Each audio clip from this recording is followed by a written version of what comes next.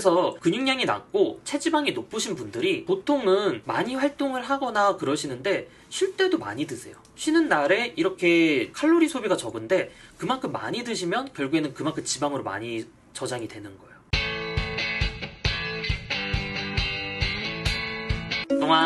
오늘은 체지방이 높고 근육량이 적은 헬린이 어떻게 먹고 운동해야 되는지에 대해서 알아보도록 할게요. 5가지 단계에 맞춰서 진행할 거예요. 첫 번째는 나의 상태를 확인하는 거예요. 여러분 내비게이션에서 가장 중요한 기능이 뭔지 아세요? 바로 자기 자신의 위치를 나타내는 거예요. 우리나라 같은 경우에는 인바디가 보급이 잘 되어 있는데 이 데이터를 동면중의 운동도우미에다가 넣으면 자기 상태가 나와요. 여러분들 네이버나 구글에다가 동면중의 운동도우미 치면 나오는데 여기다가 이제 체중, 체지방률, 골격근량을 이렇게 입력하면 나의 수준이 어느 정도인지 나와요. 그러면 지금 골격근량이 낮음이고 체지방률이 높잖아요. 그러면 이제 이 구간에 여기에 해당되시는 분들이 들어주시면 되는 내용이에요. 일단 나의 상태를 확인을 했잖아요. 그러면 그 다음으로 목표를 설정을 할 거예요. 여기 계신 분들이 나는 체지방률이 높으니까 다이어트를 해야지 라고 생각을 하시는데 사실 여기는 다이어트 하면 되는 구간은 아니에요. 제일 좋은 방법은 다이어트보다 근육량을 증가를 하는 게 더 좋은 구간이에요. 그래서 이 구간은 근육량 증가와 체지방 감소를 동시에 할 수 있는 구간이에요. 근육량 증가와 체지방 감소를 동시에 하는 거를 상승 다이어트 혹은 림매스업이라고 부르는데 여담으로 상승 다이어트는 빠르게 진행이 되는데 그러니까 근육량 증가가 빠르고 체지방 감소가 빠르게 감소가 돼요. 그런데 요거는 초보자의 특권이라고 생각을 하시면 돼요. 이렇게 항상 빠르게 변할 수가 없어요. 체지방률은 퍼센테이지 개념이란 말이에요. 그래서 지방량이 많지 않아도 근육량이 낮으면 높게 나와요. 그래서 근육량을 증가시켜주면 체지방률은 알아서 떨어져요. 그러면 근육량 증가와 체지방 감소를 동시에 하기 위해서는 어떻게 해야 될까요? 이 목표에 맞는 운동을 해야겠죠? 자, 근육량 증가를 위해서는 웨이트 트레이닝과 충분한 영양 섭취가 필요해요. 그리고 체지방 감소를 위해서는 유산소 운동과 감소된 영양 섭취가 필요하죠. 그런데 지금 여기 보면 충분한 영양 섭취와 감소된 영양 섭취 이 두 개가 상반되잖아요. 그렇기 때문에 근육량 증가와 체지방 감소를 동시에 하기 위해서는 체지방 감소는 영양 섭취로 빼는 게 아니라 유산소 운동으로만 빼는 거예요. 이렇게 진행을 하셔야 돼요. 그런데 완전 초보자분들은 이 내실 다지기를 진행하시고 본격적으로 근육량 증가라든지 다이어트에 들어가시는 게 좋아요. 왜냐면 내가 근육량이 적고 체지방률이 높다. 이 이야기는 뭐냐면 내가 그만큼 움직임이 적거나 아니면 식습관이 안 좋다라는 얘기예요.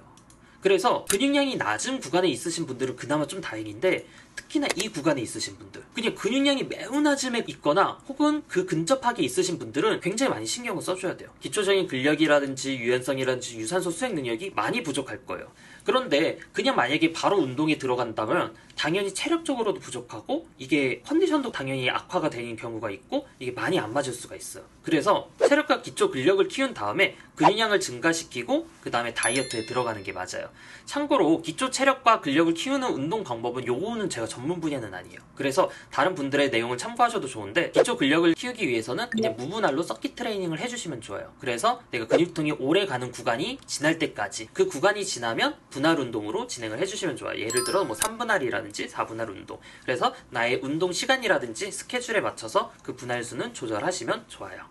그리고 기초 체력으로 유산소 운동을 해주시면 좋아요.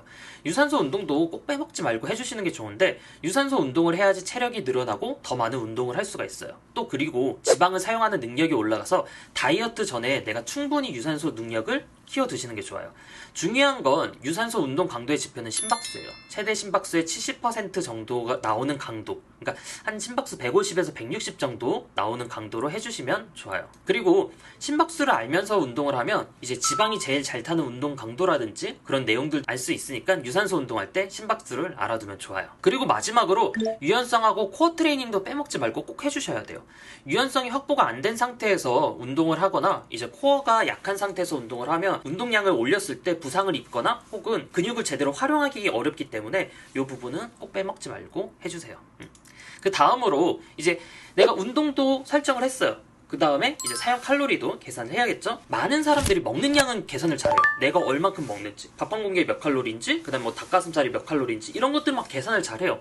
근데 그것보다 어떻게 보면 더 중요한 게 뭐예요? 내가 얼만큼 사용하는지예요. 내가 얼만큼 쓰는지를 알아야지 그만큼 먹는 양을 계산을 하잖아요. 근데 사람들이 이 사용하는 양을 계산을 잘 안 해요. 그리고 또 운동하는 날이랑 운동 안 하는 날, 그리고 내가 직장을 나가는 날이나 직장 안 나가는 날, 이때마다 칼로리가 다르단 말이에요. 물론 이거를 매일매일 계산하라는 건 아니에요. 그러면 굉장히 번거롭긴 한데 적어도 내가 운동하는 날이나 운동 안 하는 날, 이런 날 칼로리 차이는 알고 있어야지.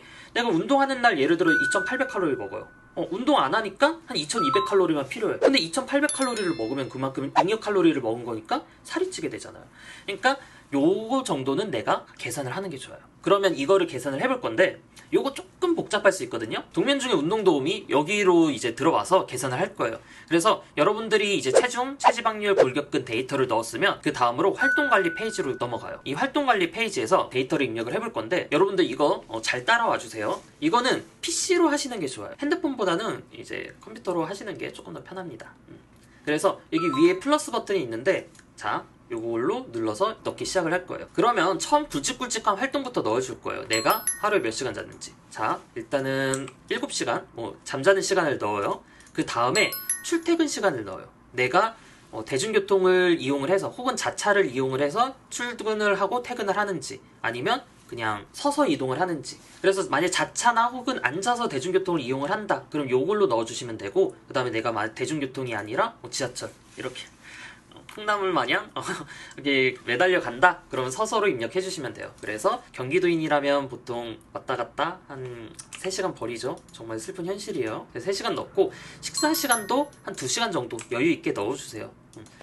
동료님 저는 밥을 굉장히 빨리 먹는데 막 그렇게 생각을 하시는 분들도 있는데 이 식사 시간 외에도 뭐 여러 가지 내가 잡담이라든지 뭐 약간 좀 앉아서 쉬는 시간이라든지 그런 것들도 약간 포함돼서 넣는 거라 한 2시간 정도 넣어주시면 좋아요. 그리고 출근도 했죠? 가장 중요한 거 내가 어떤 업무를 하느냐. 이것도 칼로리 차이가 굉장히 많이 심하게 나요. 내가 앉아서 업무를 하는지 혹은 돌아다니면서 일을 하는지 이것도 칼로리 차이가 굉장히 심한데 만약에 내가 사무 업무를 한다. 그냥 앉아서 하는 업무를 한다라고 하면 이렇게 뭐 넣어주시면 되고 일하는 시간만큼 그 다음에 뭐 돌아다니는 업무를 한다 아니면 내가 좀 반반 정도 해요. 그럼 반반 정도 입력을 해주시면 돼요. 그런 식으로 입력을 해주셔서 넣어주시면 되고 그다음 일하는 시간도 넣었어요. 그럼 운동하는 시간을 넣어야겠죠. 운동 같은 경우에는 여기 이렇게 유산소 운동, 약중강, 약중강 이렇게 있는데 유산소 운동 같은 경우에는 강도가 약해도 이게 살짝 약해도 활동 강도는 높아요. 근데 근력 운동 같은 경우에는 약인데 왜 3이지? 이거 수치가 좀 낮네? 근데 여러분들 웨이트 트레이닝을 생각을 해보면 운동을 하는 시간도 있는데 중간중간에 쉬는 시간이 많단 말이에요. 유산소 운동 같은 경우에는 연속적인 활동이기 때문에 그래서 얘가 약하더라도 활동 개수가 높게 나오는 거예요. 그래서 웨이트 트레이닝 같은 경우에는 여러분들이 만약에 처음 진행을 한다라고 하면 그래도 조금 빡세게 진행을 한다라고 하면 아마 중정도로 넣어주시면 좋을 거예요. 여러분들 막 그 웨이트 트레이닝을 했는데 운동한지 안 한지 막 뽀송뽀송하게 운동을 하신다라고 하면 약으로 넣어주셔야 돼요. 근데 어느 정도 땀 흘리시고 그러면 중 정도로 넣어주시면 좋고 한 보통은 여러분들이 이제 웨이트 트레이닝 1시간 그 다음에 유산소 운동 아까 저희도 한 30분 정도 하기로 했잖아요. 참고로 30분 단위는 0점으로 넣어주셔야 돼요. 0.3으로 넣으면 안 돼요. 그 시간 단위라서 이렇게 넣어주시고 그리고 다 넣다 보면 이제 한 2.5시간 정도 남아요. 참 세상 살기 빡빡하죠? 이렇게 잠자고 이제 출퇴근하고 일하고 밥 먹고 그 다음에 운동하니까 남는 시간이 고작 2.5시간밖에 없는 그 정말 슬픈 현실. 그래서 마지막 남는 시간은 내가 집에 왔을 때 좀 앉아서 쉬는지 누워서 쉬는지 생각을 해보시면 좋아요. 보통 누워서 쉰다라고 하면 이제 누워있기 넣어주시면 되고 소파에 반쯤 이렇게 해서 이것도 누워있는 거나 다름이 없어요. 그러니까 앉아있는 거는 좀 앉아서 TV라든지 이런 것들은 이렇게 좀 코어 세우고 내가 컴퓨터라든지 그런 것들 한다라고 보면 되고 만약에 좀 누워있는 시간이 있다라고 하면 2.5시간 집에서는 누워서 쉰다. 이런 식으로 넣어주시면 돼요. 그러면 이제 2630칼로리가 나왔는데 이제 요거를 저장을 해요. 평일 운동하는 날 이렇게 저장을 하고 꼭 저장을 해두세요. 그리고 한번 내가 계산을 해보는 거예요. 내가 회사를 안 나가. 사무업무를 안 해. 그다음 운동도 안 해. 그래서 대중교통도 이용을 안 하겠네? 그럼 주말에는 내가 침대인지 침대가 나인지 몰라. 가끔 막 깜짝깜짝 놀라. 이게 이불을 들쳤는데 같이 막 딸려 올라가. 그래서 정말 내가 활동량이 적고 그러면 주말 같은 경우에는 거의 안 움직이잖아요. 그리고 막 잠자는 시간도 한 2시간 정도 막 더 자고, 사람답게 살기 위해서 밖에 조금 한 2.5시간 정도 걷는 시간 좀 넣어둘게요. 그러면 지금 어떻게 되어 있어요? 이건 주말 활동, 주말 운동 X 이렇게 해서 저장을 할게요. 그럼 평일 운동하는 날은 2600칼로리 쓰는데 주말에는 2240칼로리 쓰는 거예요. 이게 만약에 내가 기초대사량이 더 많으신 분들이라든지 체격이 크신 분들은 더 많이 차이가 날 거예요. 그래서 이렇게 칼로리가 차이가 나고, 혹은 사무 업무가 아니라 돌아다니시는 업무를 하시는 분들은 더더욱 많이 차이 나요. 그러니까 아까도 제가 말했듯이 서서 돌아다니는 업무를 8시간을 한다. 이런 분들은 칼로리 소비가 어마어마해요. 굉장히 커요. 3130칼로리를 드셔줘야 되는 거예요. 그래야지 근육량 증가가 이제 제대로 될 수가 있는 거죠. 그래서 근육량이 낮고 체지방이 높으신 분들이 쉴 때도 많이 드세요. 쉬는 날에 이렇게 칼로리 소비가 적은데 그만큼 많이 드시면 결국에는 그만큼 지방으로 많이 저장이 되는 거예요. 그래서 평일에 내가 만약에 운동을 한다, 운동 안 한다, 요런 것들 몇 개, 한 4가지 정도 만들어 두면 좋아요. 그래서 내가 평일날 운동 가는 날, 평일날 운동 안 하는 날, 주말에 운동 가는 경우, 주말에 운동 안 가는 경우, 요런 식으로 만들어 놔서 400칼로리 정도 차이가 나니까 400칼로리만큼 덜 먹으면 되겠구나, 요 정도만 그냥 외워두고 있으면 되는 거예요. 칼로리도 10칼로리 단위로는 계산 안 해도 돼요. 그냥 큼지막하게 내가 대략적으로 뭐 밥 한 공기 정도 차이가 나는구나, 밥 한 공기하고 조금 더 차이가 나는구나, 그 정도 대략적인 개념만 알고 있으면 되는 거예요. 그러면 그 다음으로 이제 식단을 짤 거예요. 우리가 사용하는 칼로리까지 다 계산을 했잖아요. 진짜 제일 재밌는 부분이고 제일 어려운 부분이기도 해요. 식단 짜기. 여기 활동관리 아래 식단관리가 있어요. 그러면 이제 내가 얼만큼 먹어야 되는지 칼로리가 나오는데, 여기 체중당 섭취할 단백질이랑 탄수화물 비율을 변경을 할 수가 있어요. 그래서 저희 같은 경우에는 이제 단백질 섭취는 체중당 2g 정도 먹어줄 거예요. 2g 그러면 굉장히 많은 거 아니에요? 라고 물어볼 수 있는데, 여러분들 막 탄단지 비율로 따졌을 때 2g으로 해봤자 단백질 비율 22%밖에 안 돼요. 이거 생각보다 높은 양 아니에요. 그래서 정말 내가 타고났다, 나는 진짜 막 근육량이 엄청 빠르게 자란다, 그러시는 분들은 뭐 2.2라든지 조금 더 늘려도 되는데 2g 해주시면 좋고, 그리고 또 동면중에 운동도우미가 잘 만들어진 이유 중 하나가 체지방률이 만약에 높다, 만약에 30%다, 그러면 그거를 고려를 해서 단백질, 권장 단백질 섭취량이 떨어져요. 그만큼 내가 근육량이 적은 거니까 필요한 단백질 양이 적게 되죠. 그만큼 떨어지니까 체지방량이 너무 많아서 그럼 단백질을 이렇게 많이 먹어야 돼요? 라고 물어볼 수 있는데, 그거를 다 고려한 수치라고 생각을 하시면 돼요. 그리고 여러분들이 알고 가셔야 되는 개념 중 하나가 탄수화물이랑 지방은 에너지원이에요. 그래서 내가 탄수화물 비율을 낮춰도 돼요. 그러니까 내가 지방을 많이 먹은 날에는 탄수화물을 낮춰도 되는 거고, 그 다음에 탄수화물을 많이 먹은 날에는 지방을 낮춰도 돼요. 그러니까 탄수화물이랑 지방은 에너지원이기 때문에 서로 왔다 갔다 가능하다라는 개념, 요거 알고 계시면 좋고, 그래서 가장 중요한 게 칼로리랑 단백질량, 그 다음에 이제 본격적으로 식단을 짤 건데, 여기서는 그냥 일단은 편하게 들으세요. 일단 진짜 편하게 들으세요. 처음에 식단을 짤 때는 단백질 양을 먼저 기준으로 짜요. 그래서 단백질을 넣으면 단백질이란 영양소는 지방이랑 상관관계가 높기 때문에 이 지방이 붙어요. 그래서 처음에 넣어줄 단백질은 목살이에요. 그래서 목살 500g을 아침에 한 끼에다가 다 몰아서 넣어줘요. 목살 500g을 이제 이렇게 넣고, 제가 아까 말씀드렸던 것처럼 이렇게 단백질 넣으면 지방도 같이 올라가요. 그리고 계란 이제 한 3개 정도 넣어줍니다. 그리고 보통 우유 만약에 유당불내증이 없다라고 하면 우유도 300ml 정도 넣어줍니다. 이렇게 넣어주고, 아몬드 이렇게 넣어주고, 아몬드는 보통 이제 한 알에 1g 정도 해서 30g이면 30알 정도 되거든요. 그래서 하루에 30알 정도 먹는 걸로 해서 이 정도 이렇게 넣어줘요. 그러면 이제 단백질은 약간 지금 부족한데, 그러면 계란을 하나 더 넣을게요. 그래서 우유, 계란, 아몬드, 목살 이렇게 다 넣어서 단백질 양을 맞춰준다라고 일단 생각을 해주시면 좋아요. 그래서 목살 같은 경우에는 내가 필요한 단백질의 한 80% 정도, 70%에서 80% 정도 채울 수 있는 양부터 약간 좀 넣으시면서 계산을 하면 조금 더 편해요. 그리고 계란은 하나에 이제 60g이니까 그래서 240g으로 넣은 거고, 식품들은 그 100g 기준으로 넣게 되어 있어요. 그래서 이제 넣으면 이렇게 되고, 단백질을 이제 다 맞췄으면 그럼 지방이 지금 이렇게 조금 튀어나와 있죠. 그건 신경 안 써도 돼요. 지금 부족한 칼로리가 몇 칼로리 부족해요? 한 1100칼로리 부족하죠. 그냥 요거를 밥으로 다 넣어요. 밥 한 공기에 300칼로리란 말이에요. 그러면 애매하죠? 사실 조금 애매한데 그냥 쿨하게 내공기 넣습니다. 그럼 8.4 그러면 이제 43칼로리가 지금 초과가 되어 있는데, 그러면 우유를 200ml로 하죠.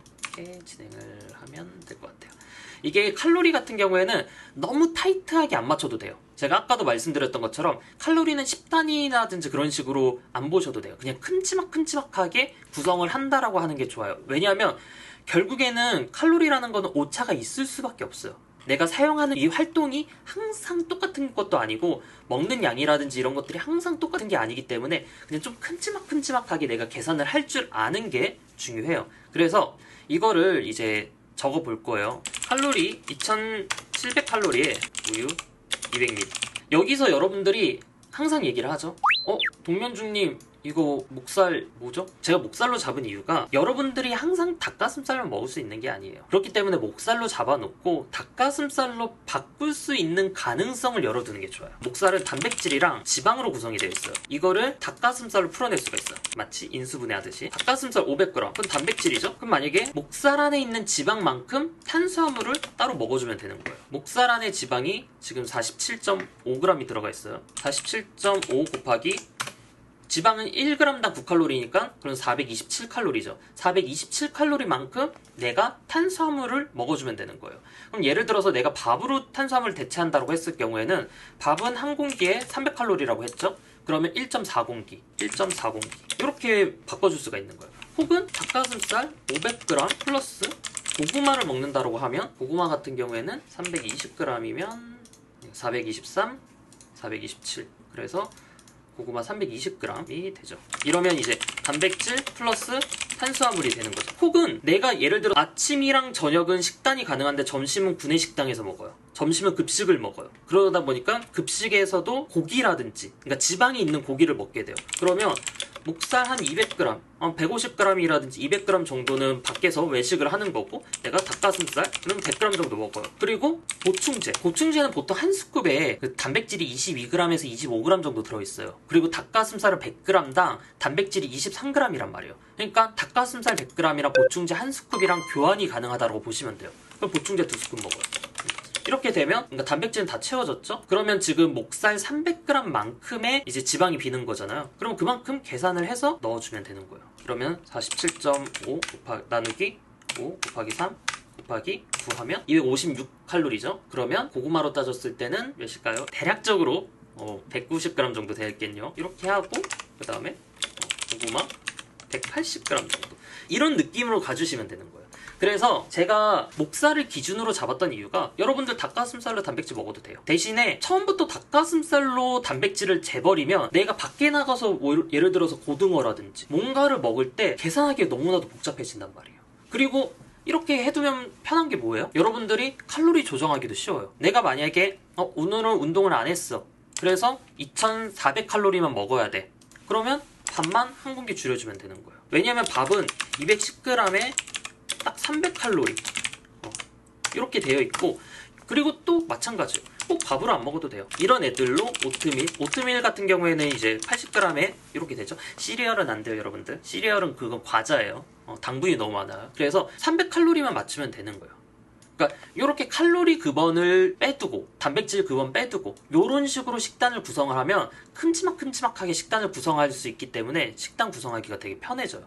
그래서 나한테 맞는, 내 활동에 맞는 식단 양이라든지 그런 것들을 구성하기가 훨씬 더 편해진다라는 거죠. 이렇게 식단을 구성하시면 되고, 그 다음에 여러분들이 근육량이 이제 많이 증가를 했다. 그런 다음에는 또 식단을 한 번 더 셋업을 해주시는 게 좋죠. 그리고 또 한 가지, 요거는 마지막으로 하는 얘기인데, 여기 계시는 분들 중에서 칼로리가 이상하게 적으신 분들이 계세요. 특히 여성분들인데 여기 계시는데 칼로리를 1200, 1500 그렇게 드시는 분들이 계세요. 그러면 그분들은 회복 주간에 칼로리를 회복을 하셔야 돼요. 그러니까 만약에 그분들이 계산을 해봤는데 내가 2400칼로리를 먹어야 돼. 근데 나는 지금 계산해보니까 1000칼로리밖에 안 먹어. 그러면 칼로리 섭취량을 한 번에 늘리는 게 아니에요. 당연히 칼로리 섭취량을 한 번에 늘리면 내 몸의 대사량이 그만큼 같이 못 올라오기 때문에 요거를 이제 한 1400칼로리, 그 다음에 1800칼로리, 1200칼로리 요런 식으로 좀 스텝을 밟아가면서 칼로리를 좀 천천히 늘려가시는 게 좋아요. 아까도 말했듯이 남성분들 같은 경우에는 근육량이라든지 운동을 하면 팍팍 증가를 해요. 근데 여성분들 같은 경우에는 여기 계시는데 게다가 또 적게 먹으시면서 활동량이라든지 근육량까지 완전히 다운되신 분들은 내 몸이 완전히 셧다운이 돼버린 거거든요. 그렇기 때문에 이렇게 회복하는 단계를 꼭 갖춰주셔야 돼요. 그래서 요거는 좀 중요한 내용이라서 신경을 써주시면 좋습니다. 그래서 체지방이 높고 근육량이 적은 헬린이 어떻게 해야 될까 내용을 이제 이렇게 진행을 해봤는데 좀 내용이 조금 복잡하죠. 그래서 여러분들이 식단을 짤 때 뭔가를 진행을 할 때 나의 상태를 확인을 하고 거기에 맞는 목적을 설정을 하고 그 다음에 그 목적에 맞는 운동을 설정을 하고 거기에 맞는 사용 칼로리 그리고 식단까지 이렇게 단계를 갖춰가면서 진행을 하시면 훨씬 더 효율적으로 몸 만들 수가 있어요. 그래서 어떤 분들 같은 경우에는 두세 달 만에 근육량을 엄청 많이 잘 증가를 시켰다라는 이유가 이런 것들이 기본적으로 잘 할 수 있는 환경이라든지 아니면 내 기본적인 베이스라든지 이런 것들이 깔려있기 때문이거든요. 그래서 여러분들도 이렇게 진행을 하시면서 좋은 성과를 누리시기를 바랍니다. 여기까지. 뽕빠.